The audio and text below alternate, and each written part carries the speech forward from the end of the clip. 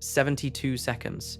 That is all the time it took to pick up a signal from deep space that scientists still cannot explain nearly 50 years later. A star 500 light years away swallowed 1/5 of its own light, and nobody knows what blocked it. A rock from another solar system blew through ours at 196,000 miles per hour and then sped up, with nothing pushing it. And somewhere out in the dark, an invisible force is pulling our entire galaxy, along with hundreds of others, towards something we cannot see and cannot name. These are real, published, peer-reviewed, and wide open. Tonight, we go through 12 of the strangest things astronomers have ever recorded. Things that broke their models, kept them up at night, and still do not have clean answers. If you enjoy this kind of ride, like and subscribe, because we are just getting started. Brace yourself. We begin. August 15th, 1977, Ohio. A radio telescope the size of a football field sat pointed at the sky, scanning for anything unusual. The equipment was part of a search program called SETI, which stands for the Search for Extraterrestrial Intelligence. The goal was simple: listen, wait, see if anything answers. Most nights, nothing did. Jerry Amon was a volunteer astronomer. His job was to go through the printed datasheets the telescope produced and look for patterns worth flagging. The telescope scanned frequencies automatically, printing out columns of numbers. Low signals got low numbers, strong signals got high numbers. A truly extraordinary signal would get a letter. Most pages looked like background noise, rows of ones and twos, occasionally a 3. Then Amon flipped to a page that stopped him cold. 6 characters, in a row. The signal had spiked so far above everything around it that the computer ran out of single digits and started using letters. The printout read 6EQUJ5. Astronomers call it by the peak letter in the middle. They call it the wow signal because that is what Amon wrote in red pen next to it on the page. He circled it, he wrote wow. He set the paper down, and then he tried to understand what he was looking at. The signal arrived on a frequency of 1420 megahertz. That frequency matters. Hydrogen, the most common element in the universe, naturally radiates energy at that exact frequency. Scientists had theorized for decades that if any intelligent civilization wanted to send a message across space, they would probably choose that frequency, because any other civilization advanced enough to listen would already know it. It is the one channel every astronomer would think to check. The signal was narrowband, which means it was packed tight into a very precise slice of the radio spectrum. Natural cosmic sources tend to spread their energy across many frequencies at once. This one stayed sharp and clean. That sharpness made it look deliberate. It also came from the direction of the constellation Sagittarius, specifically from a patch of sky that pointed away from Earth, away from our solar system, out toward the stars beyond. 72 seconds, that is how long it lasted. The telescope was rotating, sweeping across the sky as Earth turned. The signal rose, peaked, and faded over exactly 72 seconds, which matched what a fixed, distant point source would produce as the telescope swept past it. The signal behaved exactly the way a genuine transmission from a specific location in deep space should behave. Then it was gone. Eamon and the team turned the telescope back toward that patch of sky. They scanned it again, and over the following weeks and months, different observatories pointed their equipment at the same coordinates. They listened for hours, then days. Silence. In the 47 years since that night, no one has detected the wow signal a second time. No similar signal has come from that region of sky. No follow-up, no repeat, no confirmation. Just one clean spike, 72 seconds, then nothing. Scientists confirmed the detection itself. The data is real, the printout still exists with Amon's handwriting on it, sitting in an archive, but what produced it remains officially unknown. Something out there made that noise. We have no idea what, and the deeper you look into this case, the stranger the details get. 72 seconds sounds short. A commercial break. Half a song, a wait at a red light. For the wow signal, 72 seconds was everything. To understand why that number matters so much, You need to picture how the Big Ear telescope worked. It sat in a field in Delaware, Ohio, and it did not move on its own. Earth did the moving. As our planet rotated, the telescope's field of view swept slowly across the sky, like a slow-motion camera pan that never stops. Any fixed point in space, something sitting still out in the universe, would drift across the telescope's listening zone at a predictable rate. Scientists had calculated exactly how long that drift should take: 72 seconds. The WOW signal rose and fell in a perfect arc that matched that calculation down to the last second. That means whatever produced it was sitting still in space, at a fixed point, far enough away that Earth's rotation made it slide through the listening window at exactly the predicted speed. A local source, something in Earth's atmosphere or in orbit, would have moved differently. It would have lasted longer, or shorter, or moved in the wrong direction. The WOW signal passed every single one of those tests. Here is where it gets harder to dismiss. The signal's intensity followed a perfect bell curve. It rose smoothly, peaked sharply, and faded back down in a shape that matched theory almost exactly. Signals from Earth-based sources almost never do that. They flicker, bounce, and blur. This one was clean. Scientists also checked for known satellites, aircraft, and ground-based radio sources that could have contaminated the data. They found nothing that matched the frequency, the location, or the timing. One team later proposed that a comet, or a gas cloud near a comet, could have reflected or amplified a natural hydrogen signal strongly enough to create the spike. That explanation is still debated. Some astronomers say the math works. Others say a comet trail producing something that clean and that brief is extremely unlikely based on what we know about how hydrogen clouds behave. The frequency itself adds another layer. 1420 megahertz sits inside what radio engineers call the cosmic watering hole. It is a quiet zone in the radio spectrum where natural interference is low. It sits between two frequencies associated with hydrogen and hydroxyl, the building blocks of water. Astronomers had proposed for years that this band would be the most logical place to broadcast or listen for intelligent signals, because any civilization that understood chemistry would arrive at the same conclusion. The WOW signal appeared there, precisely there. Now consider what the signal did not do. It did not repeat. In every other known case of a natural astrophysical source producing a strong signal, repetition is normal. Pulsars pulse. Magnetars flare again and again. Quasars glow continuously. Even random bursts tend to cluster. The WOW signal fired once, just once. That single data point is the most frustrating part. One detection with no repeat means scientists cannot measure its position precisely, cannot verify it with another telescope, and cannot say with certainty whether it came from a natural source, a technological one, or something in between. Aman himself has said he does not know what made it. He has never claimed it was extraterrestrial, but he has also never found a natural explanation that fully satisfies him. 72 seconds, one detection, no repeat, no answer. The next question is even more unsettling. Nearly 5 decades of trying, 0 repeats. That sentence is the entire problem. Every major radio telescope on Earth has pointed at the coordinates of the WOW signal at some point in the years since 1977. The Allen Telescope Array in California, the Parkes Telescope in Australia, the Arecibo Observatory in Puerto Rico. Before it collapsed, all of them scanned that patch of sky. Some spent weeks on it, none found the signal again. In science, repeatability is everything. An experiment you can run once but never reproduce is not evidence of a discovery. It is a question mark. The WOW signal is the largest question mark in the history of radio astronomy. In 2022, a team published a new theory. They argued that a hydrogen cloud around a comet called 266/P Christensen, which happened to pass near that region of sky in 1977, could have produced something that looked like the WOW signal. The hydrogen gas surrounding comets can radiate at exactly the right frequency.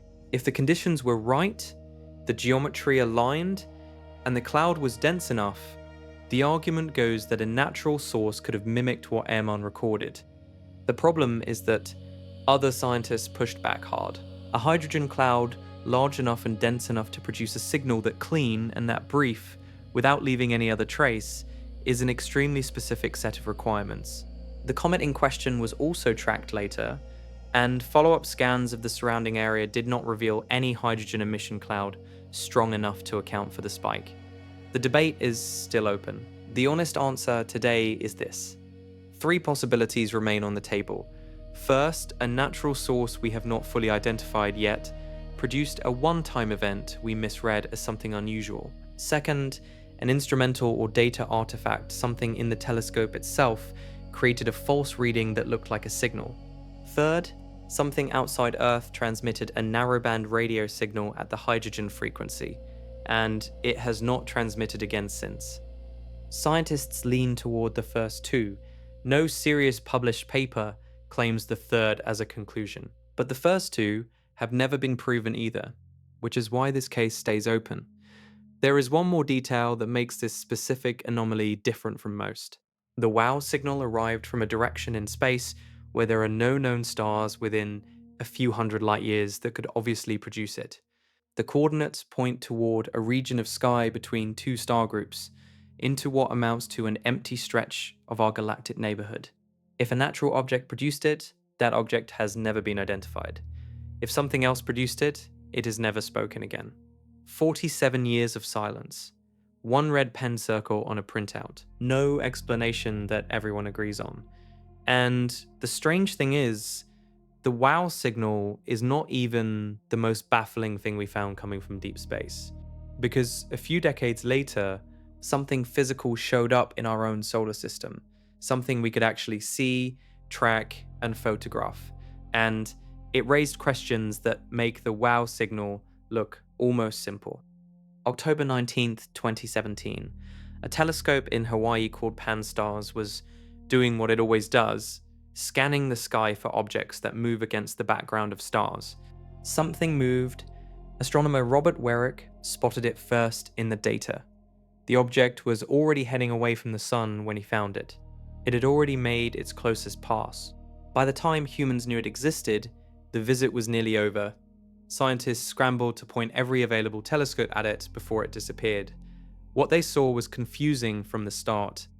The object was small. Estimates put it somewhere between 1,300 feet and 2,600 feet long, roughly the length of 4 to 8 city blocks. It was tumbling as it moved, flipping end over end in a slow, irregular rotation. The sunlight reflecting off it flickered as it spun, suggesting it was elongated and possibly flat, more like a pancake or a shard than a sphere. That shape was the first strange thing. The second strange thing was its speed and trajectory. Scientists ran the math backward, tracing where the object had come from before it entered our solar system. The calculation was unambiguous. It had come from outside.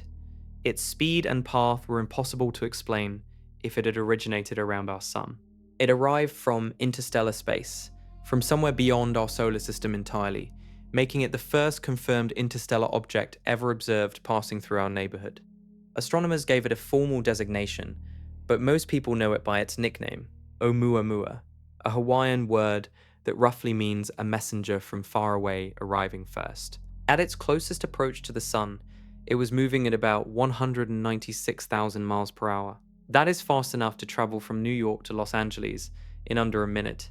It had been accelerating as it fell toward the sun and was now decelerating as gravity released it, which was all normal for an object on a hyperbolic trajectory. Except for one thing. When scientists measured its exact velocity and compared it to what gravity alone should have produced, the numbers were off. The object was moving slightly faster than it should have been. Something was pushing it. Some extra force was adding a small but measurable boost to its speed. That kind of push has an explanation when it comes to comets. Comets release gas and dust as the sun heats their icy surface. That outgassing acts like a tiny rocket, nudging the comet along. Scientists expected to see exactly that happening with Oumuamua. They looked for it. They used the most sensitive telescopes available to scan for any cloud of gas, any trail of dust, any sign of material bleeding off the object's surface. They found nothing. The object looked completely clean, an extra push, no visible source for it, and a shape unlike anything in our solar system's catalogue. The explanation for what was pushing it and why there was no visible trail would take years of argument to even partially address. And the leading answer, confirmed by multiple research groups, made some scientists deeply uncomfortable. Speed alone does not solve the mystery, context does. When Oumuamua arrived, scientists measured its velocity relative to our Sun and found it moving at roughly 196,000 miles per hour near perihelion, which is the closest point to the Sun in its path. That number alone sounds extreme, but for an interstellar object, extreme speed is expected. Anything traveling between star systems has to move fast just to cover the distances involved within any reasonable time frame. The disturbing part came from a more careful calculation. Scientists compared Oumuamua's speed to the local standard of rest, which is the average motion of nearby stars in our part of the galaxy. Objects naturally drifting through space without any special push tend to move in rough alignment with that average.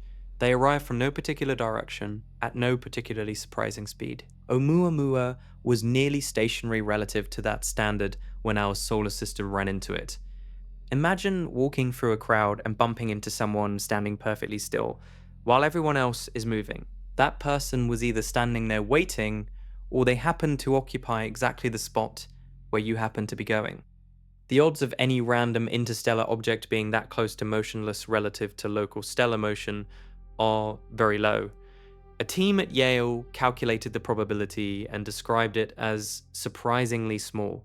The object behaved, in terms of its initial velocity, like something that had been sitting in interstellar space for a long time, rather than something recently ejected from another star system at high speed. That is strange. When stars eject objects, those objects tend to carry significant momentum from the ejection event. They move. This one, relative to the local neighborhood, barely was. Then came the acceleration problem, made sharper by what Oumuamua did and did not do. As it swung around the Sun and began heading back out into space, scientists tracked its exact position repeatedly using multiple telescopes. They plotted where gravity said it should be at each moment, and they kept finding it slightly ahead of where gravity alone put it. The discrepancy was small, but it was consistent, and it grew over time, which meant the extra push was continuous, not a one-time nudge. For a comet, this is normal behavior.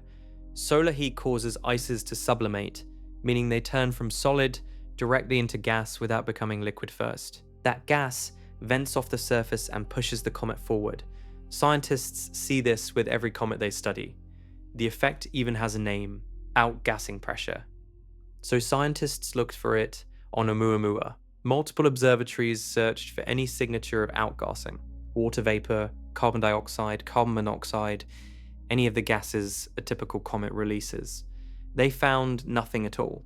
The object was either made of something that does not produce detectable gas when heated by the sun, or something else entirely was pushing it. One team suggested it might be made of hydrogen ice, which would sublimate without leaving visible traces. Another team said the physics of hydrogen ice in space make that extremely hard to maintain over interstellar distances. The push was real, the source was invisible, and the shape of the object made one explanation proposed by a Harvard professor go viral worldwide. That explanation made headlines. It also made a lot of scientists very uncomfortable. Harvard astronomer Avi Loeb did what most scientists in his position would not. He published it. In 2018, Loeb and his colleague Shmuel Bialy wrote a paper proposing that Oumuamua's anomalous acceleration could be explained if the object was a light sail, a thin sheet of material pushed by sunlight, the way a sail is pushed by wind. Sunlight exerts a tiny physical pressure on any surface it hits. For a thin enough, large enough sheet, that pressure could produce exactly the kind of continuous, sourceless push that astronomers observed. For that to work, the object would need to be extraordinarily thin and extraordinarily flat, far beyond anything nature casually produces. Loeb's calculation suggested a thickness of a fraction of a millimeter spread across a surface hundreds of feet wide. A structure, in other words, something engineered. Loeb did not claim it was alien. He said it was a possibility worth considering seriously, and that the scientific community's rush to dismiss it revealed more about human psychology than about the data. The response from the broader astronomy community was swift and largely critical. Most scientists said the light sail hypothesis required too many assumptions, that the data did not eliminate natural explanations, and that extraordinary claims require extraordinary evidence. That last point is fair. The data on Oumuamua does not prove artificial origin. What the data does do is resist every tidy natural explanation offered so far. The hydrogen ice hypothesis, proposed as a cleaner alternative, requires the object to have formed in a specific and very rare environment and then survived intact across interstellar space for possibly millions of years without evaporating. Astronomers who model ice behavior in space say that is extremely hard to pull off. A different team proposed that Oumuamua might be a fragment of a planet torn apart by its own star, a kind of cosmic shrapnel flung outward at high speed. That could explain the shape and the composition without involving ice or engineering. But the acceleration numbers are still difficult to account for with just a solid rock fragment and no visible gas. Here is what is confirmed. The acceleration was real, measured by multiple independent teams using separate telescopes. The absence of outgassing was real, confirmed by some of the most sensitive infrared instruments available at the time. The unusual shape was real, inferred from the flickering brightness pattern, and the unusual initial velocity relative to local stellar motion was real, calculated by multiple groups. What is still unknown? Exactly what the object was made of, exactly what pushed it, and where it originally came from before it drifted into our path. Oumuamua left our solar system in 2019 and is now somewhere in the direction of the constellation Pegasus, moving at a speed that will carry it to the next nearest star system in roughly 10,000 years. We have no way to follow it. The case is open, the object is gone, and while astronomers were still arguing about what Oumuamua was, a completely different kind of mystery had been building around a star much closer to home. A star that started doing something no star in any textbook had done before. Every star dims when something passes in front of it. A planet, a moon, a cloud of rock. The dimming follows a pattern. It starts, it peaks, it stops. The shape of the dip is smooth and predictable, like a perfect valley drawn on a graph. Astronomers use those dips to find planets orbiting other stars. They watch for the pattern. They expect it. Tabby's star broke every expectation. The star sits about 1,500 light years away from Earth, in the constellation Cygnus. It is roughly 1.5 times bigger than our Sun, and burns slightly hotter. For most of its history, at least the history we can observe, it behaved completely normally. Then the Kepler Space Telescope stared at it for 4 years. Kepler was designed to find planets by watching stars blink. It monitored over 100,000 stars at once, measuring their brightness thousands of times over months and years. The data it collected was extraordinary in volume, and a group of volunteers called Planet Hunters helped sort through it, looking for patterns worth flagging. Citizen scientist Tabetha Boyajian, then at Yale University, led the team that first studied the anomalies in this star's data. The star became known informally by her name. What the volunteers found looked nothing like a planet transit. The brightness dips in Tabby's star were irregular. They came at unpredictable times. Some lasted days, some lasted weeks. They did not repeat on any recognizable schedule, and the depth of the dips was astonishing. A planet the size of Jupiter, the largest planet in our solar system, would block about 1% of a star's light as it passed in front. That is detectable but subtle. Tabby's star dropped by 22%. That is more than 20 times what Jupiter would cause. Whatever was blocking that much light was enormous, and its irregular shape and timing ruled out a simple, round object on a clean orbit. Scientists began publishing theories immediately. A swarm of comets, clouds of debris from a planetary collision, some kind of unusually structured dust arrangement. And then someone said the thing that everyone else was thinking but trying to avoid. What if the structure blocking the light was built? The idea spread fast. A megastructure, some kind of artificial construction surrounding the star, like an enormous energy harvesting shell or a swarm of solar collectors would produce exactly the kind of irregular, deep, non-repeating brightness dips that Kepler recorded. A swarm of panels in various orbits, each with its own path and size, would cause different sized dips at different times with no predictable repeat. It fit the data. It also sounded like the plot of a science fiction novel. Scientists took both seriously. They had to. The data was real, and they had no clean natural explanation yet. What they did next, a coordinated global effort to watch the star in real time during an active dimming event, produced a result that was surprising in its own right, and still left part of the mystery standing. To understand how strange 22% really is, picture the sun. Right now, our star is the most stable and familiar light source in our sky. It powers every living thing on Earth. If you could somehow block 22% of its output, the Earth's temperature would begin falling within weeks. Crops would struggle, winters would deepen. The change would be immediate and global. Now imagine a star 1.5 times larger than ours, and something blocking more than a fifth of its light, over and over, at random. That is Tabby's star. The 22% figure came from the deepest dips recorded by the Kepler telescope during its 4-year observation window. Those deep events were not the only ones. The star also showed smaller dips of 2 to 3% at other times, and on a longer time scale, its overall brightness appeared to have faded by about 3% across the entire observation period. Multiple problems at once. Deep short-term dips, shallower but still irregular medium dips. A slow, steady, long-term fade. Each of those behaviors could have a separate cause, or they could all share one. In 2017, Boyajian's team launched a crowd-funded campaign to get dedicated telescope time to watch Tabby's star in real time. The goal was to catch it dimming, while multiple observatories were pointing at it simultaneously, and to measure not just how much light it lost, but what wavelengths of light it lost. That detail matters because of what different blockers do to light. A solid object, a planet, a rock, a metal structure blocks all wavelengths of light equally. If a solid thing passes in front of a star, the star dims by the same amount across every color of the spectrum. Red light drops, blue light drops, by the same percentage. Dust, on the other hand, blocks shorter wavelengths more than longer ones. Blue light scatters and absorbs more easily in dust. Red light passes through more easily. If dust is doing the blocking, a star dims more in blue than in red.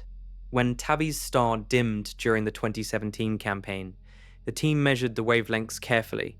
The dimming was not equal across all colors. Blue dimmed more than red. Dust, the blocker was dust. NASA's Jet Propulsion Laboratory confirmed this result. The best supported explanation for the dimming is dust, spread in irregular clumps and clouds around the star, blocking its light unevenly and at unpredictable intervals. That ruled out the solid megastructure idea. A giant constructed shell or a swarm of rigid panels would block light equally across all wavelengths. The wavelength data killed the alien structure hypothesis. But it did not fully close the case. Dust around a star is a known phenomenon. Young stars often have debris disks full of dust, but Tabby's star is not a young star. It is a mature, middle-aged star that should have already blown away or collected most of its surrounding dust over billions of years. Where this dust is coming from, and why it is so strangely distributed, remains a genuinely open question. Something broke near that star. Something created an enormous and irregular cloud of fine material. Whether that was a planetary collision, a shattered moon, or something else entirely is still unknown. The dust is real, the source of the dust is a mystery, and what made it go is stranger than the dust itself. Dust explains the color of the dimming. Dust does not explain everything else. Start with the scale. The dust clouds around Tabby's star are not a thin veil. They are thick enough to block more than 1/5 of the star's total light output during peak events. To put a volume to that, the amount of material needed to do that, spread at the right distance from the star, would dwarf anything seen in any normal planetary debris disk around a star of this age. Young stars, in their first few hundred million years, have massive disks of dust and gas left over from their formation. Those disks eventually clear as material clumps into planets or gets blown outward by stellar wind. Tabby's star is estimated to be around 1 billion years old, well past the phase where a normal star should carry that kind of debris load. Something had to generate a fresh supply, and whatever generated it must have been enormous. The leading theory involves a planetary collision or the breakup of a large body, something the size of a small planet or a large moon, that shattered and scattered its material into a spreading cloud. Over time, that cloud stretched into irregular clumps along an orbit, which would explain the patchy, non-uniform dimming pattern. The clumps hit the line of sight at random intervals, producing dips of different sizes at unpredictable times. That scenario is scientifically reasonable.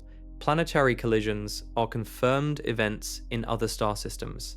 Our own moon is thought to have formed from a giant impact early in Earth's history, a collision that sprayed enormous amounts of material into orbit. But Tabby's star's collision would need to have been massive and relatively recent on an astronomical timescale, within the last few million years, to still produce enough dust to account for the observations today. Dust spreads and dissipates. Older debris clears faster.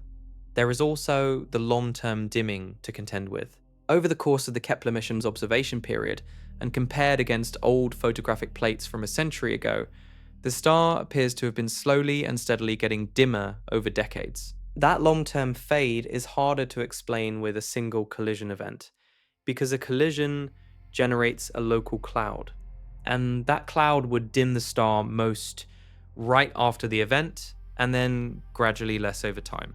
Some researchers argued that the historical plate data comparing brightness across different eras had calibration errors, meaning the apparent century scale fade might be a measurement artifact rather than a real brightness change. That debate is ongoing, and the source of the potential long-term dimming has never been settled with certainty. So the honest picture of Tabby's star looks like this: dust confirmed, source of dust unknown, short-term dimming explained in part, long-term dimming still contested. A star with a catastrophic past, generating clouds of debris that block its own light in ways no textbook had predicted before Kepler found it. And that is actually a quieter mystery than what came next, because the next anomaly on this list does not involve a single star. It involves our entire galaxy, specifically two massive structures attached to it that nobody even knew existed until a space telescope caught them by accident. For decades, astronomers mapped the Milky Way in radio waves, infrared light, and visible light. They catalogued its spiral arms, its central bulge, its satellite galaxies, its star-forming regions. The picture grew more detailed every year. Nobody saw the bubbles. In 2010, NASA's Fermi Gamma Ray Space Telescope was doing a routine survey of the sky, collecting data on high-energy gamma rays streaming in from across the galaxy and beyond. Gamma rays are the most energetic form of light, far beyond what human eyes can detect. Fermi mapped them continuously, building a picture of the sky in a wavelength that had never been charted in this detail before. When astronomers subtracted out the known gamma ray sources, the background noise, the known pulsars and supernova remnants, what was left should have been relatively flat, faint, diffuse, unremarkable. Instead, there were two enormous glowing lobes, one above the galactic center and one below, perfectly mirrored, perfectly symmetrical, extending about 25,000 light years in each direction from the center of the Milky Way. Together, they stretched 50,000 light years from top to bottom. To put that in perspective, the entire visible disk of the Milky Way, the flat spiral you see in illustrations, is about 100,000 light years across. These two bubbles, stacked on top of each other like two massive balloons tied at the center, span half the width of the entire galaxy. They are called the Fermi bubbles, and they had been there, hidden above and below the plane of the galaxy, completely invisible to every instrument and survey that came before Fermi. The edges of the bubbles are sharp, unusually sharp. In space, structures tend to blur and blend at their boundaries. Gas clouds fade gradually into surrounding space. Shock waves dissipate and spread. These bubbles have crisp, well-defined walls, suggesting they expanded rapidly and recently, at least in galactic terms, and that whatever inflated them was powerful enough to push material outward in a clean, organized front. The gamma rays emanating from inside the bubbles carry enormous energy. Scientists measured the total energy content of the structure and found it equivalent to roughly 100,000 supernova explosions. 100,000 stars all going off at once could not even fully account for the energy budget. That number forced a harder question. What in the center of the Milky Way could have produced that much energy, organized it into two perfectly symmetrical lobes, and done it without anyone noticing until a space telescope caught it by accident in the highest energy light available? Two candidates immediately emerged, and both of them revealed something about our galaxy's past that had been completely hidden before that day. Two candidates, one violent past, and no way yet to choose definitively between them. The first candidate is star formation. Near the very center of the Milky Way, stars form at an unusually high rate. Young, massive stars burn hot and die fast, exploding as supernovae and releasing enormous amounts of energy in the process. If that rate of star formation was even higher in the past, a few million years ago, the combined energy of thousands of stellar explosions could have launched material outward from the galactic center in a powerful wind. Over millions of years, that wind might have inflated the two lobes we see today. This explanation is called the starburst hypothesis. It requires a period of intense activity at the galactic center in the relatively recent past, in cosmic terms meaning the last 10 million years or so. Evidence for past elevated star formation exists near the center of the Milky Way, so the physics is plausible. The second candidate is the supermassive black hole sitting at the very center of the Milky Way. Scientists call it Sagittarius A star, a name most people shorten to SCR-A. It contains the mass of about 4 million suns packed into a region smaller than our solar system. Right now, Sagittarius A star is quiet. It occasionally flares briefly, but it is largely dormant. Some black holes, however, go through active phases where they consume enormous amounts of material and release jets of energy in the process. Those jets can be incredibly powerful, shooting outward from above and below the black hole's disk and driving material into the surrounding space at close to the speed of light. If Sagittarius A star went through an active phase a few million years ago, a period where it consumed a large cloud of gas and launched powerful jets outward, those jets could have driven the bubbles into their current shape. Evidence supporting the jet hypothesis has been building. A team studying the bubbles in detail found that the gamma ray emissions inside them show a pattern more consistent with jets than with a slow wind from many separate explosions. The energy distribution, the way it concentrates near certain paths through the bubbles, looks more like something launched from a single central source. A second line of evidence involves light echoes. Astronomers looking at gas clouds near the galactic center found evidence that those clouds were exposed to enormous radiation bursts just a few million years ago, at a level far beyond what the current quiet black hole could produce. Confirmed, the bubbles are real. They extend 50,000 light years, and they contain the energy equivalent of 100,000 supernovae. Theory: either a starburst period or a past active phase of the central black hole, possibly both, produced them. Unknown. Exactly when it happened and which source dominated. What both explanations share is the same implication. Our galaxy had a violent episode in its recent past that left permanent massive scars, an event so energetic that its aftermath is still glowing in gamma rays millions of years later. And if that feels close to home, the next anomaly should feel even closer.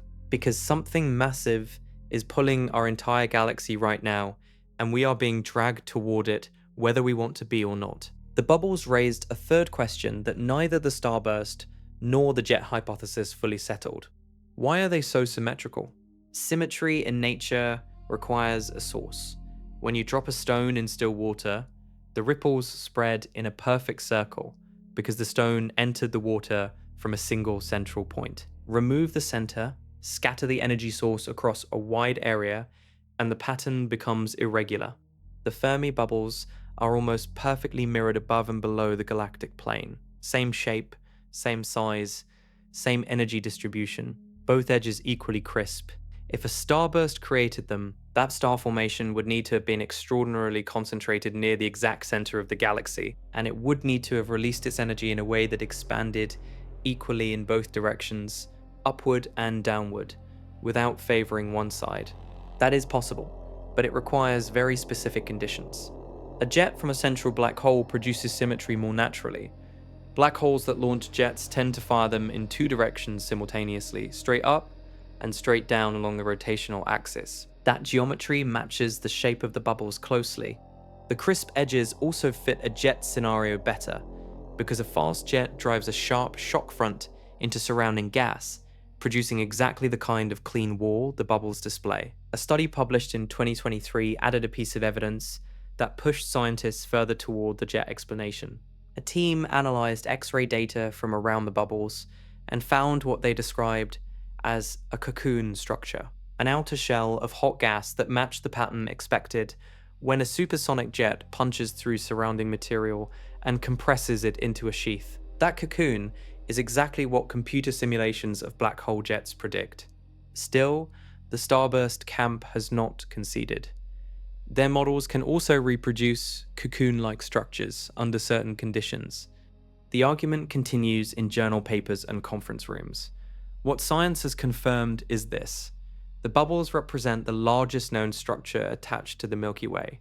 They were invisible to us until we looked in the right wavelength, and whatever created them involved an energy output so enormous that the aftermath is still clearly visible today, millions of years after the event.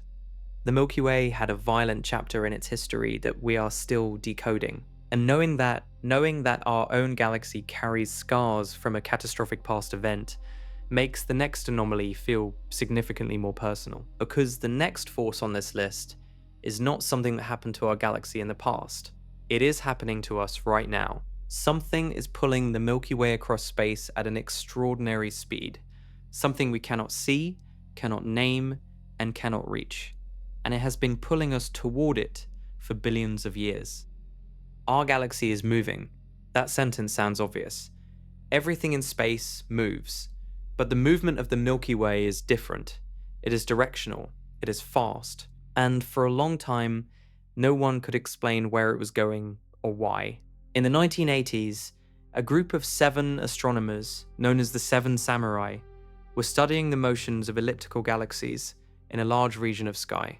They expected to find the galaxies moving in different directions at roughly similar speeds, consistent with the general expansion of the universe spreading everything outward. Instead, they found something unexpected. All the galaxies in that region were moving together in the same direction, as if they were all being pulled by a single enormous gravitational source. And the Milky Way was moving in the same direction too. The pull was coming from a region about 150 million to 250 million light years away, in a direction partially hidden behind the dense dust and gas of our own galaxy's center. That obscuring band makes it extraordinarily difficult to see what lies behind it, which is why the source of the pull remained unknown for so long. Scientists named the source the Great Attractor, a name that sounds dramatic but accurately describes what they found. Something great, meaning enormous in scale, that attracts, meaning exerts gravitational influence across hundreds of millions of light years. Our galaxy, along with dozens of neighboring galaxies, is moving toward it at roughly 600 kilometers per second. That is about 1,330,000 miles per hour. To cross the distance from Earth to the Moon at that speed would take less than 20 minutes. And we have been moving at that speed toward that thing for billions of years. Here is the question that makes this stranger than it first appears. Gravity pulls things toward mass. The Great Attractor exerts its pull because it represents an enormous concentration of mass in one region of space. So the logical assumption is that if you looked in that direction, you would find something obviously massive, a supercluster of galaxies, a dense knot of structure that clearly has the gravitational weight to do this. When astronomers finally managed to peer through the obscuring dust using X-ray and radio telescopes that could penetrate the galactic plane, they did find a significant structure. A massive supercluster of galaxies called the Norma Cluster, officially catalogued as Abell 3627, sits in that direction. But the Norma Cluster, large as it is, does not appear to have quite enough mass to account for the full strength of the pull on its own, which means the Great Attractor might itself be falling towards something even larger. The Norma Cluster is genuinely enormous. It contains hundreds of galaxies packed into a relatively small region, and the combined gravity of all that mass is significant. But when scientists ran the numbers on the total pull being exerted on the Milky Way and its neighbors, the Norma Cluster alone kept coming up slightly short. Something else was involved. Deeper surveys of the region using infrared and radio wavelengths that could cut through the galactic dust better than visible light revealed additional structure behind the plane of our galaxy. Thousands of previously uncatalogued galaxies hidden behind the Milky Way's own disk came into view. Some of them cluster in the same general region as the Great Attractor's pull. But even with those additions, the full accounting of mass did not close neatly. Then astronomers noticed something larger. Pulling back even further, looking at the motions of galaxies across a much wider region of space, they found that the Great Attractor itself appeared to be part of a larger flow. The entire Laniakea supercluster, the massive structure of which the Milky Way is one tiny member, roughly 500 million light years across and containing the mass of 100 million billion suns, is flowing toward an even larger concentration of mass further away. That structure, lying about 700 million light years out, is called the Shapley concentration.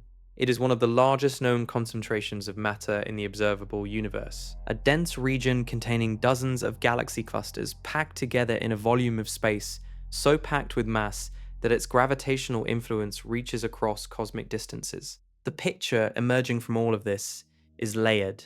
The Milky Way is pulled toward the Great Attractor. The Great Attractor itself is pulled toward the Shapley concentration. The Shapley concentration sits within the broader web of cosmic structure that shapes how everything in the observable universe moves. Each level of this hierarchy involves more mass and greater distances than the one below it. What confirmed astronomers found is this: the motion of the Milky Way at roughly 600 kilometers per second toward this region is real and well measured. The Norma Cluster and the galaxies hidden behind our own galactic plane contribute to the pull. The Shapley concentration adds additional gravitational influence at greater distance. What remains a genuine challenge is pinning down the exact mass distribution behind the galactic plane, because that obscuring band, the zone of avoidance as astronomers call it, still blocks a significant portion of what lies in that direction even with modern instruments. There is mass hiding behind our galaxy.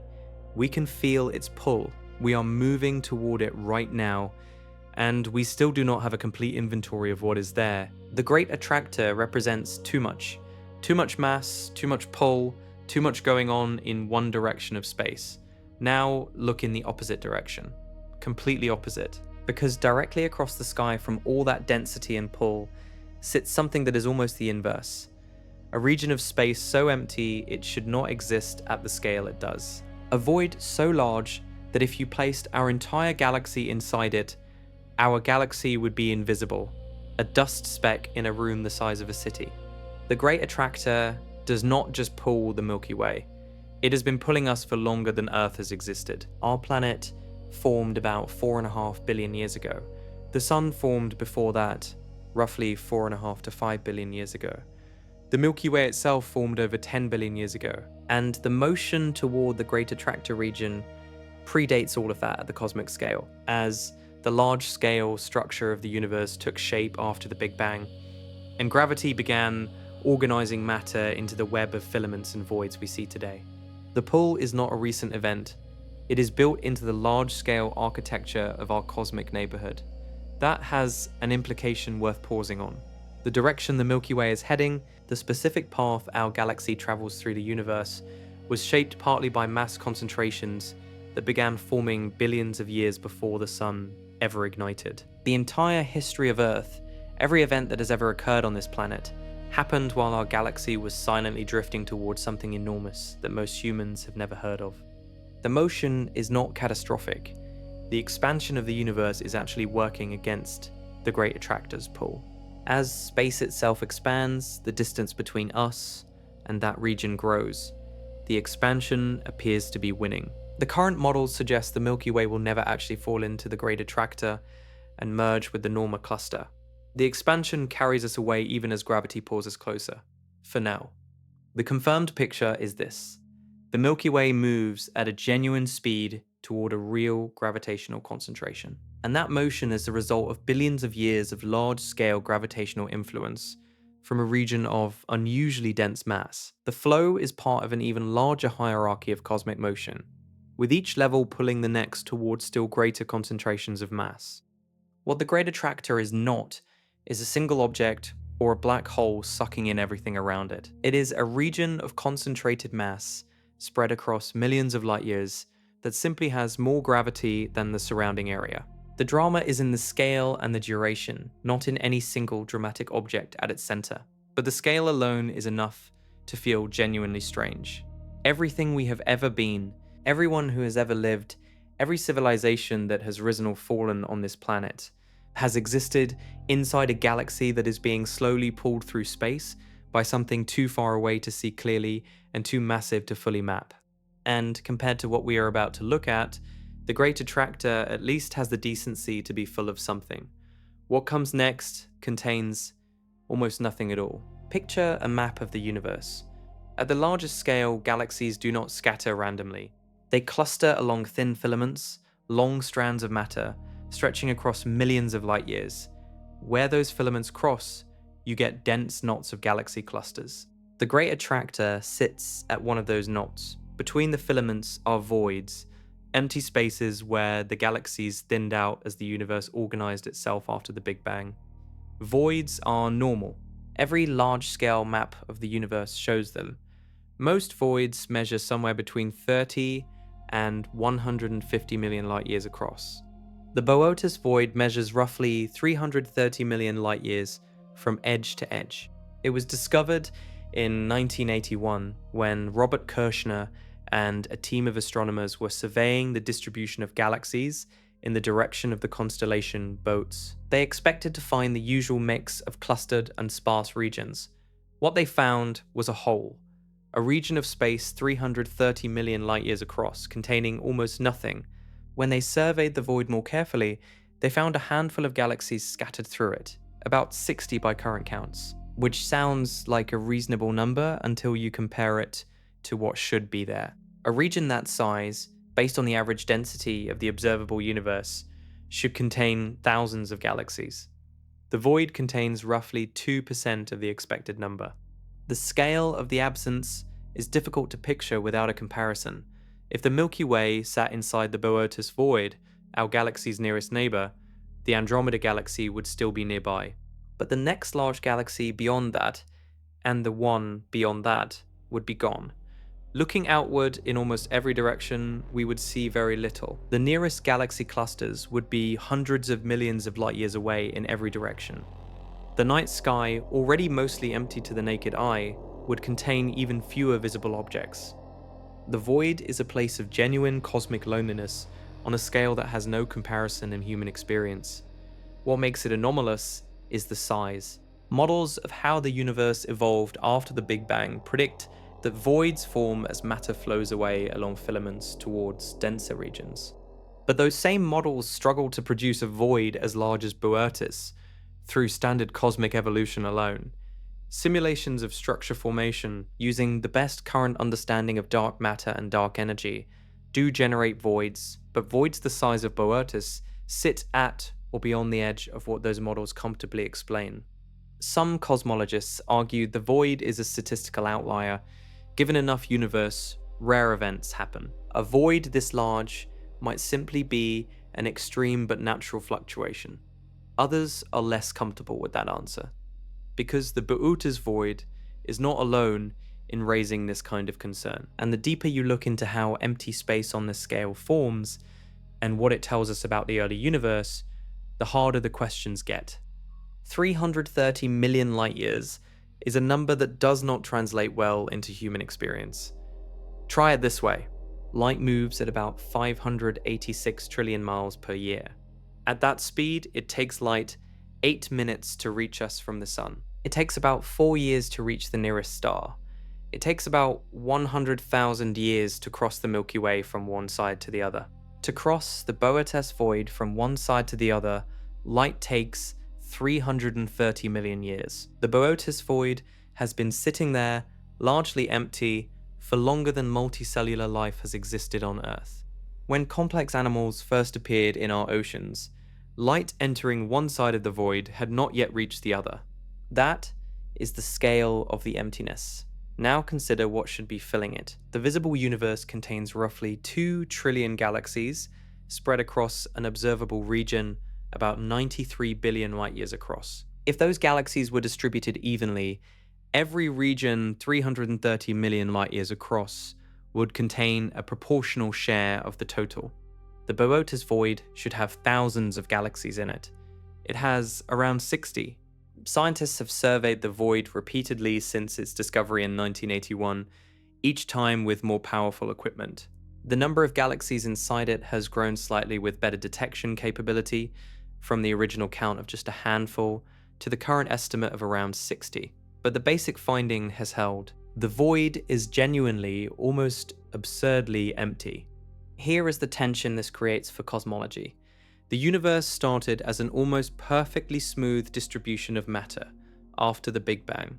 Over billions of years, tiny variations in that smooth distribution grew as gravity pulled matter into filaments and clusters. The voids grew as the filaments emptied out. Cosmologists can model this process and generate realistic-looking maps of cosmic structure. Those models predict voids. They do not reliably predict a void as large as Boötes through natural evolution alone. To get a void this size, you either need more time than the universe has had, or slightly different starting conditions than the standard model assumes, or a particularly unlikely but technically possible statistical outcome. The scientific consensus today leans toward the statistical outlier explanation, meaning Boötes is extremely rare but possible within the current model. The way a long losing streak in a coin flip is possible without the coin being broken. But some researchers have pointed to Boötes alongside other anomalies. The cold spot in the cosmic microwave background, the Hubble tension, the large-scale alignments in the early universe's light, and suggested that, taken together, these outliers might be telling us something about the structure of the universe that the standard model does not yet capture. The void itself just sits there, 330 million light years of near silence, offering no comment. And that silence connects to something even older and stranger. Not the large-scale structure of the universe today, but the faint afterglow of the Big Bang itself, the oldest light in the universe, which has its own scar. A cold spot that cosmologists have debated for 2 decades and still cannot fully explain. 13.8 billion years ago, the universe was a hot, dense soup of energy and matter. Everything was packed so tightly that light could not travel freely. It bounced around constantly, trapped inside a fog of charged particles. Then, about 380,000 years after the Big Bang, the universe cooled enough for atoms to form. The fog lifted. Light streamed outward in every direction for the first time. That ancient light is still traveling. It fills the entire sky, coming from every direction at once, so faint and so stretched by billions of years of cosmic expansion that it now registers as microwave radiation rather than visible light. Astronomers call it the cosmic microwave background. Most people shorten it to the cosmic microwave background. It is the oldest light we can detect, a snapshot of the universe in its infancy. In the 1990s, a satellite called COBE mapped this ancient light across the whole sky. A decade later, a more precise satellite called WMAP refined the map dramatically. What those maps revealed was extraordinary. The cosmic microwave background is almost perfectly uniform. The temperature varies by only tiny fractions of a degree from one region of sky to another. Those tiny variations are seeds. The slightly denser regions in the early universe became, over billions of years, the filaments and galaxy clusters we see today. The slightly less dense regions became the voids. The pattern of hot and cold spots in the ancient light matches with remarkable precision the large-scale structure of the modern universe. Almost perfectly, except for one region in the southern sky in the direction of the constellation Eridanus. There is a patch of the cosmic microwave background that runs colder than everything around it. Significantly colder, about 140 millikelvins below the surrounding average temperature. 140 millikelvins sounds tiny. In absolute terms, it is. But in the context of a map where the largest variations anywhere else are only a few hundred millikelvins across much smaller regions, a cold area this size standing this far below average is a major outlier. And the size of this cold area is what makes astronomers stop and stare. It spans about 5 degrees across the sky. Hold up your fist at arm's length. Your fist covers roughly 10 degrees of sky. The cold spot covers about half that width. To fill it with familiar objects, you would need to line up roughly 10 full moons edge to edge. For a feature in the cosmic microwave background to be that large and that cold requires an explanation. Background fluctuations exist everywhere in the map, but they follow a statistical pattern based on how the early universe worked. Features this big and this cold sit outside the comfortable range of that pattern. When the Planck satellite produced an even more detailed map in the 2010s, the cold spot was still there, clearer than ever, refusing to go away. The question scientists faced was blunt. What left that mark on the oldest light in the universe? Two very different answers emerged. One involved a supervoid, an enormous region of empty space that light had to pass through on its way to us. The other involved something far stranger, something that pushed the boundaries of known physics and made some cosmologists genuinely uneasy about what the cold spot might mean. To understand the cold spot, you first need to understand what temperature means in the cosmic microwave background. The ancient light filling the sky has an average temperature of about 2.7 Kelvin. Kelvin is a temperature scale where 0 is the coldest anything can possibly be, a point called absolute zero. 2.7 Kelvin is only 2.7 degrees above that absolute minimum. The universe on average is extraordinarily cold. The variations across the cosmic microwave background are even colder. Most of the fluctuations measured across the sky differ from the average by only tiny fractions of a degree. A hot spot might be a fraction of a thousandth of a degree above average. A cold spot might be a fraction of a thousandth below. The cold spot in Eridanus drops about 140 thousandths of a degree below the surrounding average at its deepest point. Written out, that is 0.14 degrees below average on the Kelvin scale. That number sounds small because it is small in absolute terms, but it has to be understood in context. The cold spot is not just below average. It is among the largest and deepest single cold features in the entire cosmic microwave background map. Across a sky containing billions of data points, this one patch stands out as one of the most statistically extreme features anywhere. Cosmologists calculate how likely any given feature is to appear by chance, based on the physics of the early universe. The cold spot is unlikely enough that researchers have debated for 2 decades whether it represents a genuine physical cause or an extreme but possible statistical fluke. Several independent analyses have put its statistical significance in a range that astronomers take seriously, somewhere around 2 to 3 sigma, which means it falls outside the range of what random chance comfortably produces, though still within the range where a careful scientist would demand more explanation before drawing firm conclusions. The Planck satellite confirmed the cold spot's existence at high resolution in 2013 and again in subsequent data releases. The feature is robust. Multiple teams using independent methods have verified it. The cold spot is real. The debate is entirely about its cause. One of the first serious physical explanations proposed was the supervoid hypothesis. If an enormous region of empty space sat between us and the cold spot, light passing through that void would lose energy as it climbed out of the void's shallow gravitational well. Less energy means lower temperature. The cold spot would then be a shadow, an imprint left by an enormous empty region that light traveled through on its way to our telescopes. To produce a cold spot this size and depth, the supervoid would need to be genuinely enormous, hundreds of millions of light years across, potentially rivaling or exceeding the Boötis void in scale. Then in 2015, a team in Hungary announced they had found exactly that, a supervoid in the direction of the cold spot, about 1.8 billion light years away and roughly 1.8 billion light years across. 1.8 billion light years. That is not a void. That is a structure of emptiness on a scale that challenges the boundaries of what the standard model of cosmology predicts should naturally exist. And even with that supervoid identified, the math did not fully work. The supervoid found in 2015 was a genuine discovery. A team of astronomers cross-referenced galaxy surveys in the direction of the cold spot and confirmed that the region contained significantly fewer galaxies than surrounding areas. The void was real. The problem was the energy calculation. When light travels through a void, it experiences what physicists call the integrated Sachs-Wolf effect. As light enters a gravitational well, it gains a little energy. As it climbs back out, it loses that same energy. In a static universe, those two changes cancel out perfectly, leaving no net effect on the light's temperature. But the universe is expanding. By the time light exits a void, the void itself has grown slightly due to cosmic expansion. The gravitational well the light climbed out of is shallower than the one it fell into, because the void expanded while the light was crossing it.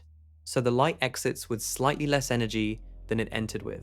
The result is a cold imprint on the cosmic microwave background. Calculating exactly how much of a cold imprint the supervoid should produce required detailed modeling.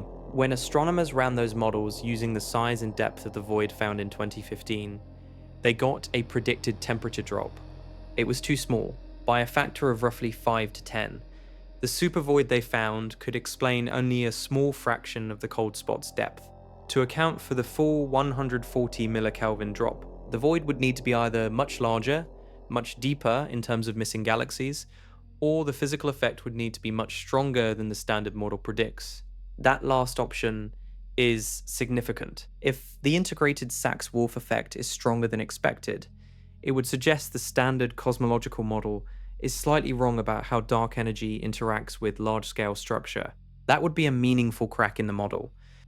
So the supervoid explanation sits in a frustrating middle ground. A supervoid exists in the right direction.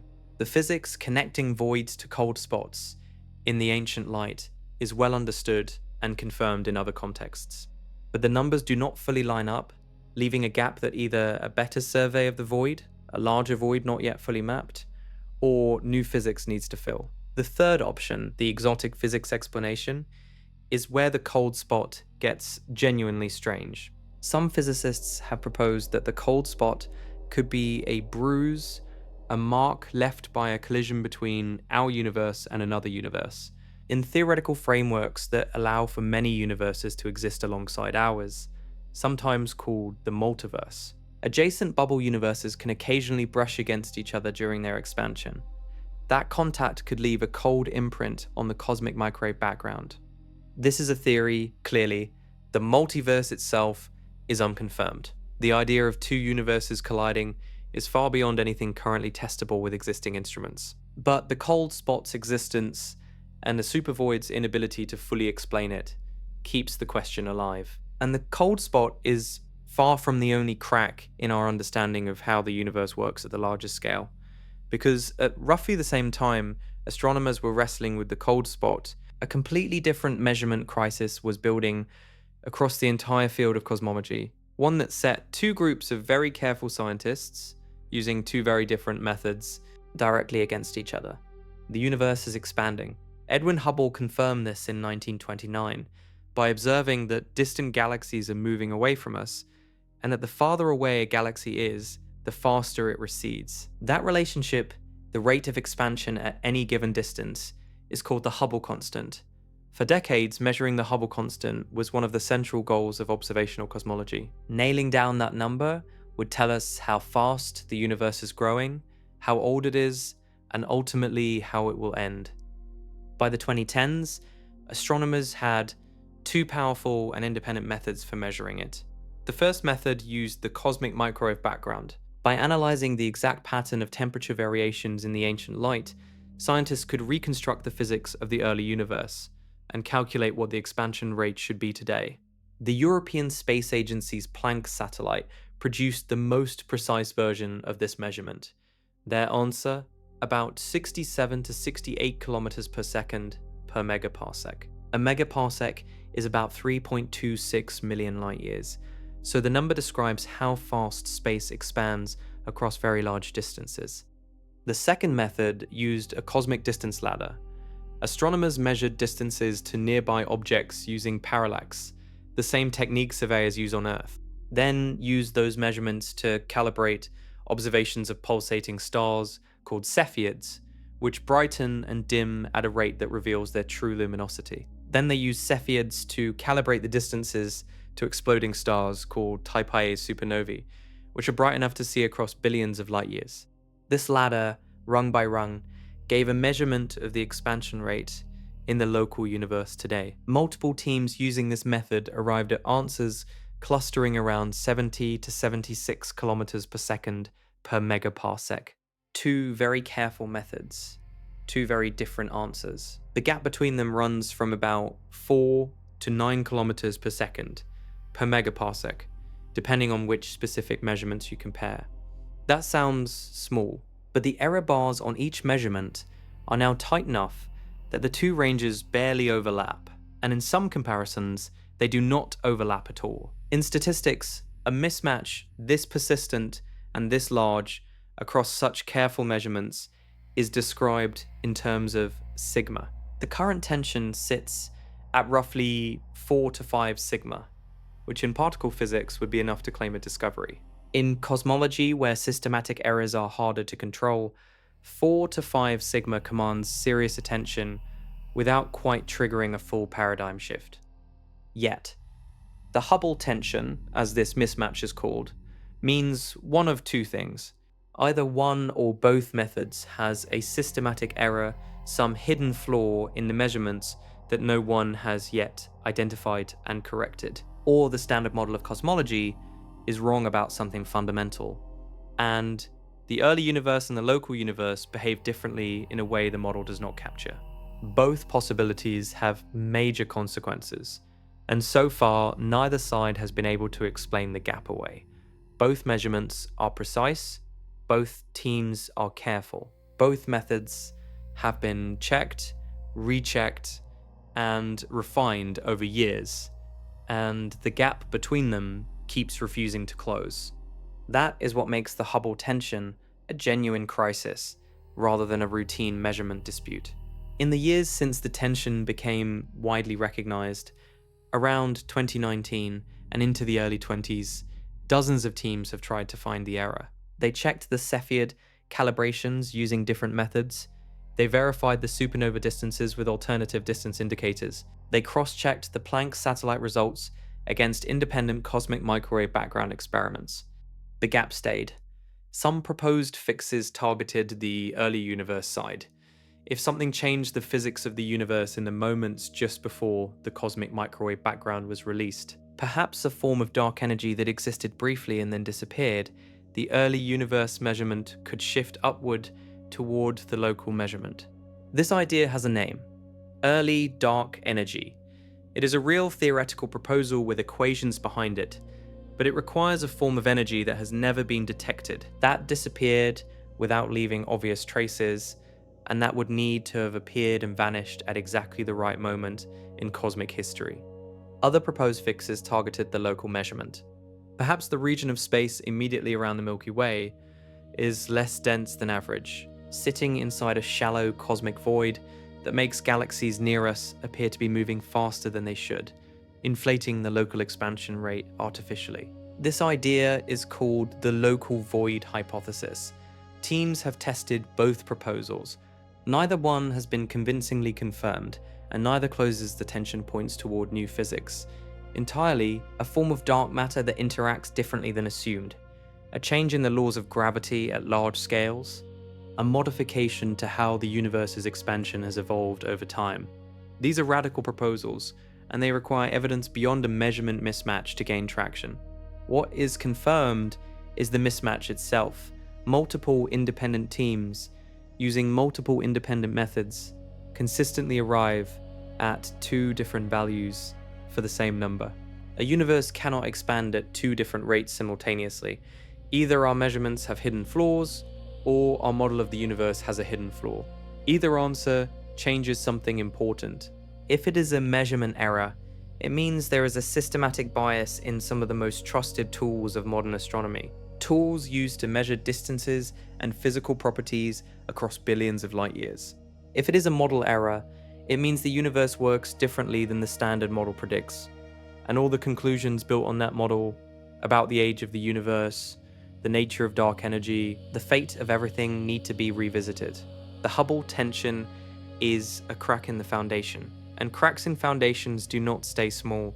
What is coming next started as an equally quiet number problem, but instead of a disagreement about how fast things are moving, it revealed that somewhere between 40 and 50% of all the ordinary matter in the universe had gone missing. This is a strange kind of missing. The matter did not disappear. It should be there somewhere, and we know roughly how much of it there should be. We just cannot find most of it. Start with what cosmology predicts. In the first few minutes after the Big Bang, nuclear reactions produced a specific mix of hydrogen, helium, and trace amounts of lithium. The ratio of those elements encodes information about how much ordinary matter, the kind made of protons and neutrons, was created in the universe's first moments. Astronomers call ordinary matter baryonic matter, or baryons for short. Everything made of atoms, every star, every planet, every gas cloud, every human body is baryonic matter. Scientists can calculate precisely how many baryons the Big Bang should have produced, based on the element ratios seen in ancient gas clouds and the pattern of the cosmic microwave background. When astronomers go out and count the baryons they can actually find today in stars, in galaxies, in the hot gas between galaxies and clusters, they come up short, significantly short. Current surveys account for less than 60% of the baryons that should exist. Between 40 and 50% of all the ordinary matter in the universe is unaccounted for in present-day inventories.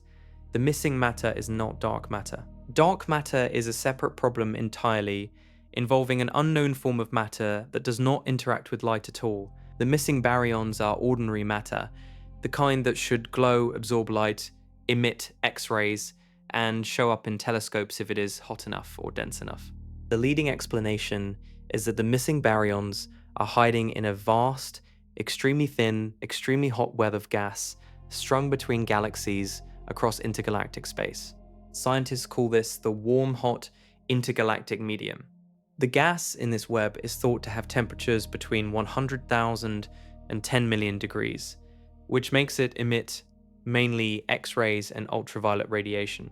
The problem is that this gas is so thin, spread so thinly across such enormous volumes of empty space, that even at those temperatures, it barely glows. Detecting it requires catching it against a bright background source, like a distant quasar, and measuring how the gas absorbs certain wavelengths of light as the quasar's light passes through it.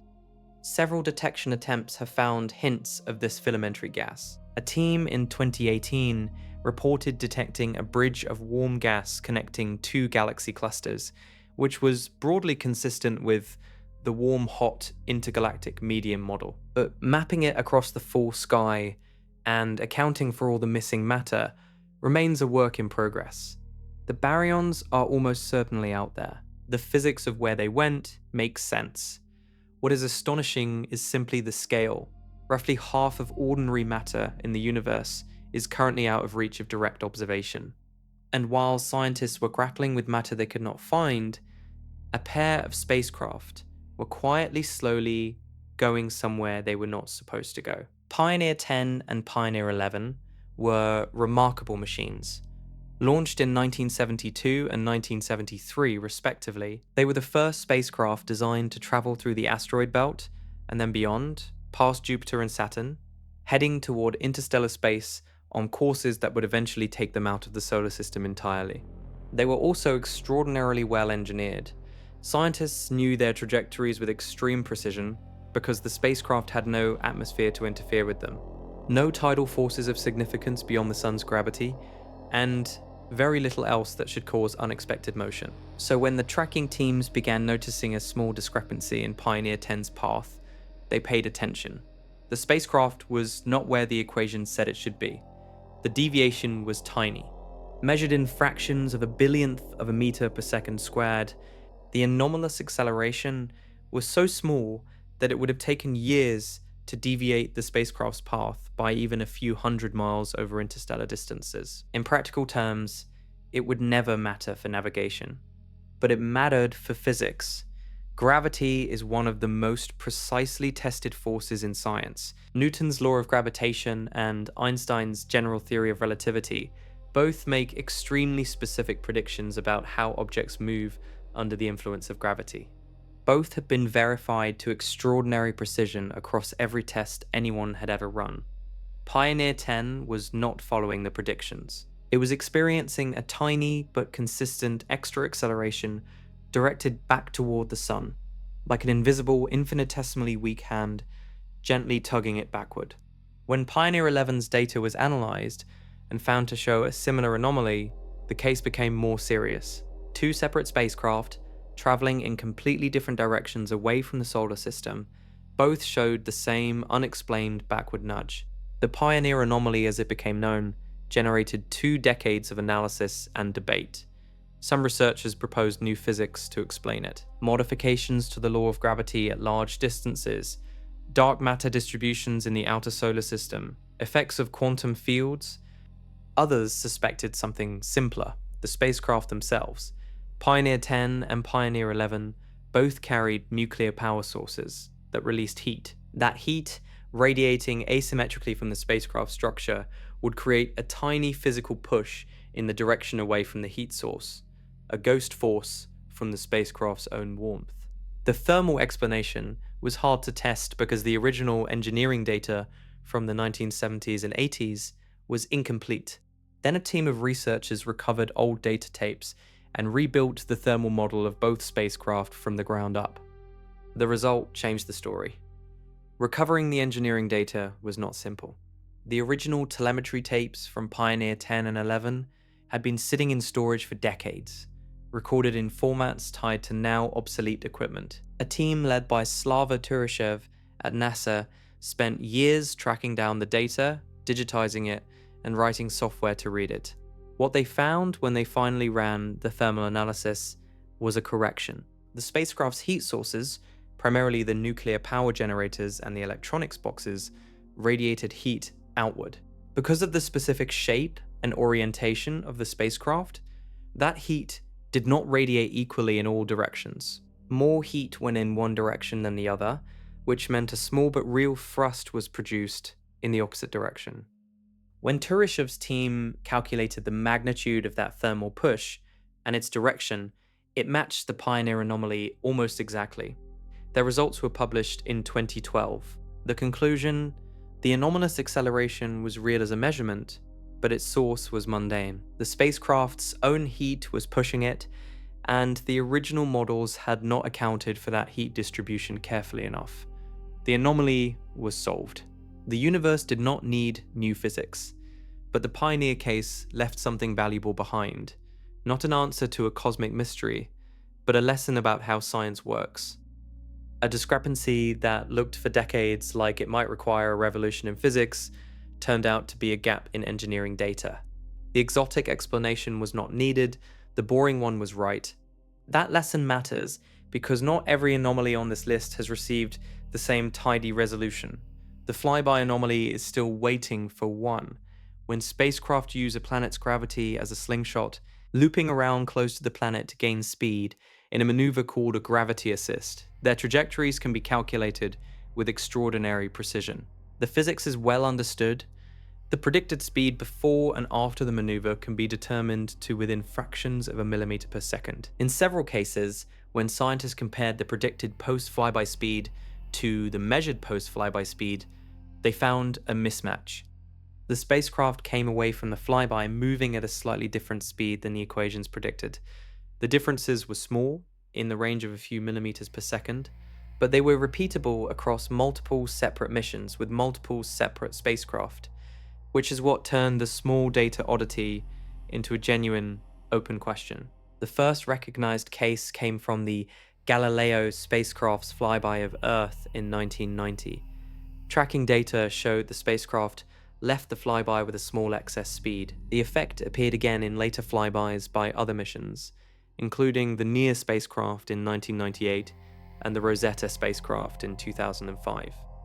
Critically, the effect was not consistent in magnitude or even direction. Some flybys showed an excess speed, others showed none.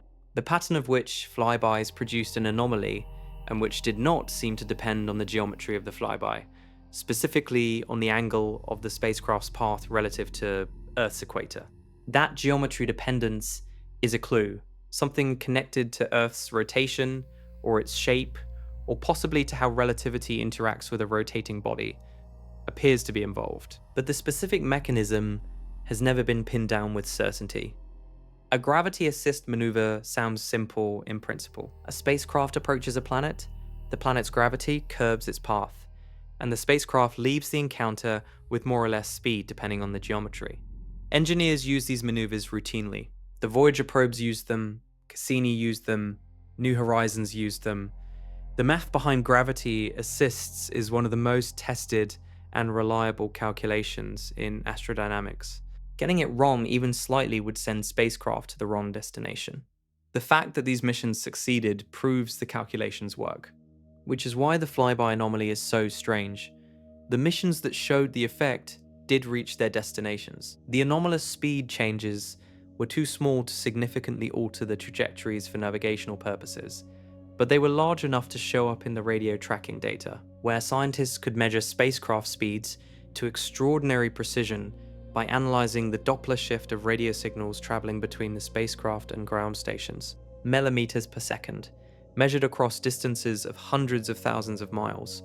The Galileo anomaly from 1990 was the first to be taken seriously. Galileo gained about 3 millimeters per second more than expected during its Earth flyby. That triggered a search back through older mission data. The near-asteroid mission's Earth flyby in 1998 showed a gain of about 13 millimeters per second, the largest anomaly recorded. Rosetta's first Earth flyby in 2005 showed about 1.8 millimeters per second. Then something interesting happened. Some later flybys showed no anomaly at all. Rosetta's second Earth flyby showed nothing.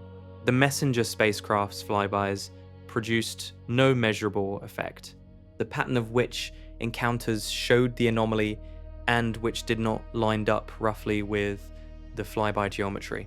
Specifically, spacecraft whose approach and departure paths were both inclined significantly toward the poles tended to show an effect. Spacecraft whose paths were symmetric with respect to the equator showed less or nothing. A team at the International Space Science Institute reviewed the evidence and concluded that no convincing explanation had been reached. Several proposals existed, including corrections for how Earth's rotation affects the local gravitational field, incomplete handling of relativistic effects for a rotating planet, and even more exotic ideas involving modifications to known physics. The leading candidate today involves relativistic frame dragging, an effect predicted by general relativity where a rotating massive object drags the fabric of space-time slightly around with it. For Earth, this effect is real and has been measured by other experiments, but whether it accounts for the flyby anomaly in its observed magnitude and geometry remains unresolved. The flyby anomaly reminds us that even in our own cosmic backyard, using our own spacecraft, running on physics equations we trust deeply, small surprises still appear. And all of those surprises, the WOW signal, Oumuamua, Tabby's star, the Fermi bubbles, the Great Attractor, the Boet's void, the Hubble tension, the cold spot, the missing baryons, the Pioneer case, and the flyby anomaly do not sit in separate boxes. They point towards something larger, a picture of a universe that keeps producing measurements that our best models almost, but never quite fully explain. 3 millimeters per second, 13 millimeters per second, 1.8 millimeters per second. These numbers are almost insultingly small. A snail moves faster. A leaf falling in still air moves faster. The flyby anomalies are so tiny that they would never matter for any mission traveling beyond Earth orbit. And yet they matter enormously for physics. Here is why. The calculations used to predict spacecraft trajectories during flybys account for every known force. Earth's gravity, including all the irregular lumps and variations in its gravitational field, caused by mountain ranges, ocean trenches, and density variations inside the planet. The moon's gravitational pull, the sun's gravity, the pressure of sunlight on the spacecraft, atmospheric drag, even at the low densities of the upper atmosphere, a flyby spacecraft passes through. Relativistic corrections from Einstein's equations. All of it goes in. Every known effect is modeled. And still, in several cases, the spacecraft came out moving at a speed that the complete model did not predict. If the model includes every known force and still gets the wrong answer, one of three things is true. Either a known force was modeled incorrectly, or a known force was excluded because it seemed too small to matter but was not. Or there is a force the model does not include because it is unknown. Scientists have methodically worked through the first two options. The Galileo team, the NEAR team, and subsequent analysts have gone back through the calculations, looking for errors. Tighter relativistic corrections have been applied. Better models of Earth's gravitational field, using satellite mapping missions like GRACE, have been incorporated. The anomalies persist in the cases that showed them. The third option, an unknown force, is not something physicists say lightly. Every time in the history of science that someone proposed an unknown force, it required extraordinary evidence and extraordinary scrutiny. The flyby anomalies are real measurements, but their inconsistency, appearing in some encounters and not others, makes building a clean case for new physics genuinely difficult. An anomaly that only appears sometimes is harder to theorize about than one that appears every time. It suggests the effect is real, but tied to specific conditions that have not yet been fully identified. The geometry dependence, the connection to the angle between the spacecraft's path and Earth's equator is the best clue available. It strongly suggests Earth's rotation is involved. General relativity predicts that a rotating mass drags space-time around it, and that effect varies with direction. If relativistic calculations for Earth flyby geometry have a small unresolved gap, closing that gap might explain the anomaly without any new physics at all, or it might not. Researchers have tried the most detailed relativistic corrections available and have not fully closed the gap. The International Space Science Institute team that reviewed the flyby anomaly in detail described its status as unresolved. No explanation had achieved consensus. The measurements remained valid, the effect remained unexplained, millimeters per second, measured with instruments precise enough to track a spacecraft across millions of miles. And still, after decades of analysis, no one can say with certainty what caused the extra push.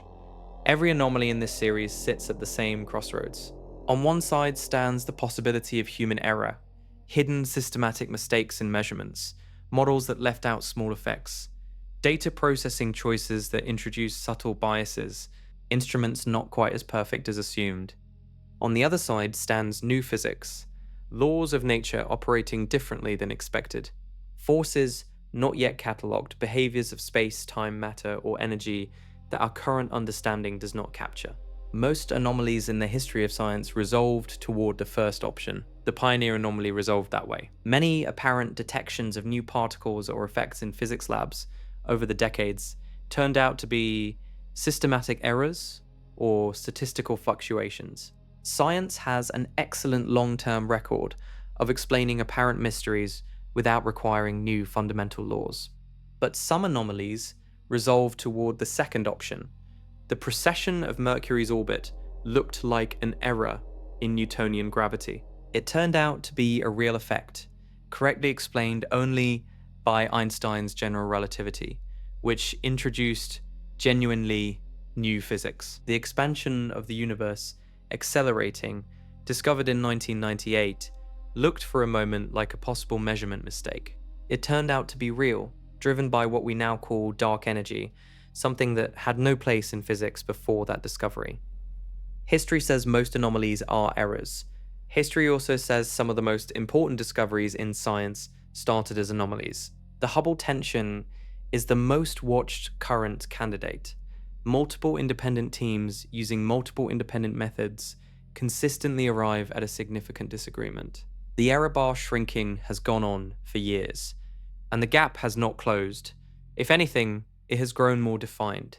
Several physicists have proposed that it points toward a modification in the physics of the early universe, something that changed the behavior of dark energy or dark matter in the first fraction of the universe's history before the cosmic microwave background was released.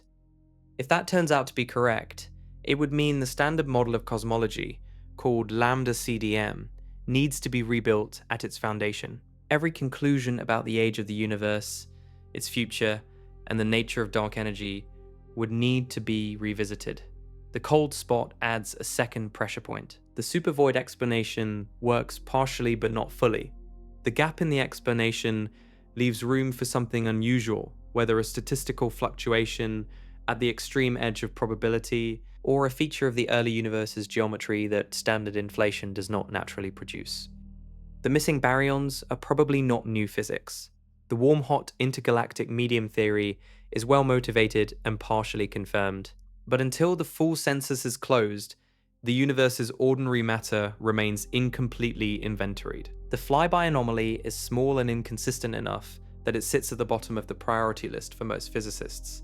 But small and inconsistent does not mean wrong.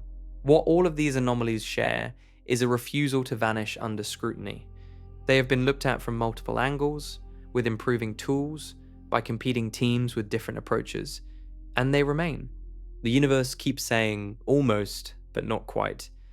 Step back far enough and a pattern emerges across all 12 anomalies. Every single one of them sits at the boundary between what our best tools can measure and what our best models predict. The WOW signal sits at the boundary of our radio detection capability and our knowledge of what natural sources produce.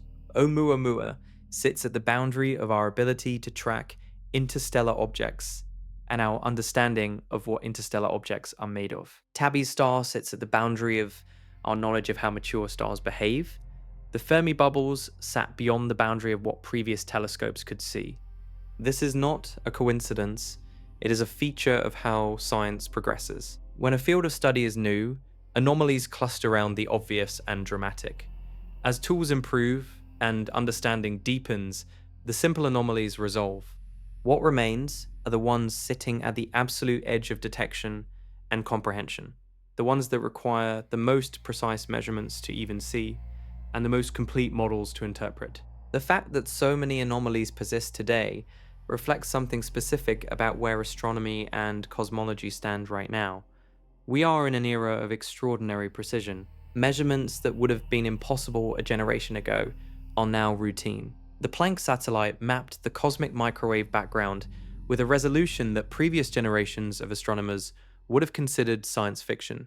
The Gaia satellite has mapped the positions and motions of over 1 billion stars. Gravitational wave detectors have opened an entirely new channel for observing the universe. All of that precision has exposed cracks that cruder instruments simply could not see. The Hubble tension only became a crisis because the measurements became good enough to establish genuine tension. Earlier measurements had large enough error bars that the two values technically overlapped. As the error bars shrank, the gap between them became undeniable. The cold spot only became a serious problem after the Planck satellite mapped the cosmic microwave background at resolutions precise enough to make its statistical significance clear. This means the anomalies we're living with today are not signs of a science in retreat. They are signs of a science mature enough to measure things so precisely that real cracks in the model become visible. That is an extraordinary place to be. Most scientists alive today believe most of these anomalies will eventually resolve toward known physics, better measurements, and more complete models. The missing baryons will likely be found in the warm-hot intergalactic medium as detection technology improves. The flyby anomaly will likely resolve toward a relativistic correction that current models handle imperfectly.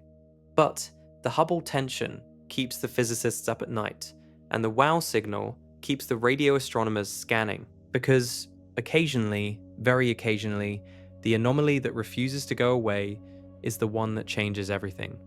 Every anomaly in this series touches something larger than its own specific mystery. The WOW signal asks whether we are alone. That question is arguably the largest one a conscious species can face. If the signal was a transmission from an intelligent source, then intelligence exists elsewhere in the universe, and our place in the cosmos changes completely. We are not the only ones looking up and wondering. If it was natural, a transient hydrogen burst from a comet, or an unknown astrophysical process, then we have learned something specific about what the universe can produce that looks indistinguishable from a deliberate message. Either answer is important. The open question is also important. A universe that generates signals we cannot fully explain is a universe that still has genuine secrets. Oumuamua asks where interstellar objects come from and what they carry with them. Stars shed material constantly. Planetary systems form, collide, and disintegrate, scattering debris into interstellar space across billions of years. Objects traveling between stars are messengers from their home systems, carrying chemistry, structure, and possibly history from places we could never visit directly. Understanding what Oumuamua was made of, what pushed it, where it originated, would tell us something specific about the building blocks floating between stars. Tabby's star and the dust cloud around it ask about the violent history of planetary systems. Collisions between large bodies are not rare events in the cosmos. Earth itself carries evidence of impacts.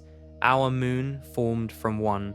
The debris around Tabby's star is a present tense glimpse of a catastrophic process, a window into the kind of violent rearrangement that shapes planetary systems throughout their history. The Fermi bubbles ask about the past behavior of our own galaxy's center, and by extension, about the lives of every galaxy. Most large galaxies host supermassive black holes. Most of those black holes have periods of activity and periods of quiet. The Milky Way's bubbles are a record of its own past intensity. Evidence that the quiet galactic center we inhabit today had a dramatic episode in its recent history.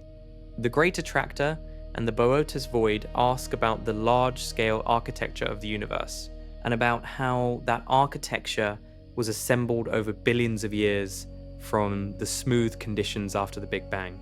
Both structures sit at the edges of what standard cosmological models comfortably explain. The Hubble tension and the cold spot ask whether our fundamental model of the universe is complete.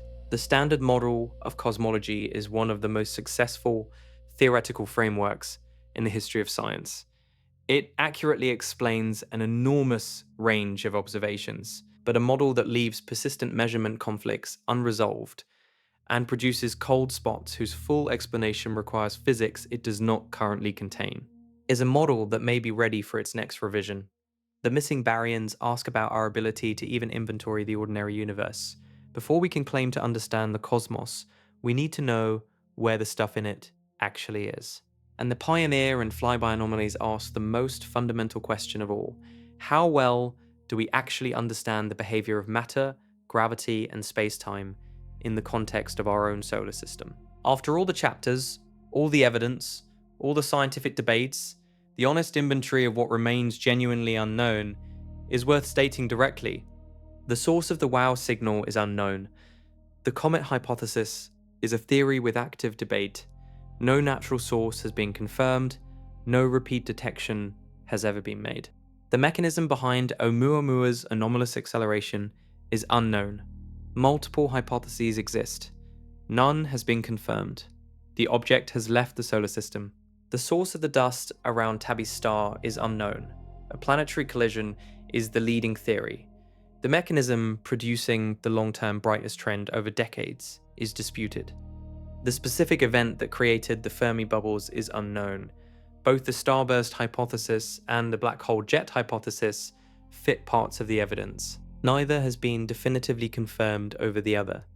The full mass distribution behind the galactic plane in the direction of the Great Attractor remains incompletely mapped. The zone of avoidance still limits what can be observed in that region. The Boötes void's place within standard cosmological models is statistically contentious. The standard model can accommodate it as an extreme outlier. Whether it and similar structures point toward something the model misses is unresolved. The Hubble tension has no accepted resolution. The error has not been found in either measurement method. New physics has not been confirmed. The gap remains. The cold spot's full explanation remains open. The supervoid contributes but does not fully account for the observation. The exotic explanations remain speculative. The complete census of ordinary matter in the universe has not been closed. The warm-hot intergalactic medium theory is well supported but not fully confirmed across the full missing fraction. The flyby anomaly has no consensus explanation. Several proposals exist, none has been universally accepted. That is not a list of failures. It is a list of open problems in a field that has made extraordinary progress and still has genuine frontier ahead of it. Every one of these questions is being actively studied. Telescopes are collecting new data on Tabby's star right now. Teams are analyzing the Hubble tension with every new precision measurement released. The cosmic microwave background is being mapped with even higher resolution instruments. Surveys of the intergalactic medium are improving. The next decade of astronomy will be one of the most productive in history. The James Webb Space Telescope is already returning data on distant galaxies that no previous instrument could see. The Vera Rubin Observatory will scan the entire southern sky repeatedly, catching transient events that previous surveys would have missed. The Laser Interferometer Space Antenna, planned for the 2030s, will detect gravitational waves from sources across billions of light years. Some of the open questions above will likely close. Others may deepen as new data reveals layers of complexity that current instruments cannot see. And almost certainly, new anomalies will appear. They always do. Every civilization that has ever looked up at the sky has encountered things it could not explain. Ancient observers watched comets appear without warning and disappear just as suddenly. Medieval astronomers saw new stars ignite and fade. Early modern scientists found that the orbits of planets did not quite match the equations they trusted. Each generation inherited mysteries from the previous one and passed new ones forward. The 12 anomalies in this series are our generation's version of that inheritance. Some of them were handed to us by previous generations of astronomers. The WOW signal was detected in 1977. The Pioneer anomaly started showing up in data from the 1980s. Others are newer. Oumuamua arrived in 2017. The Hubble tension crystallized into a true crisis around 2019. What distinguishes this generation's anomalies from those of previous eras is not their strangeness. Every era's anomalies felt strange to the people living through them.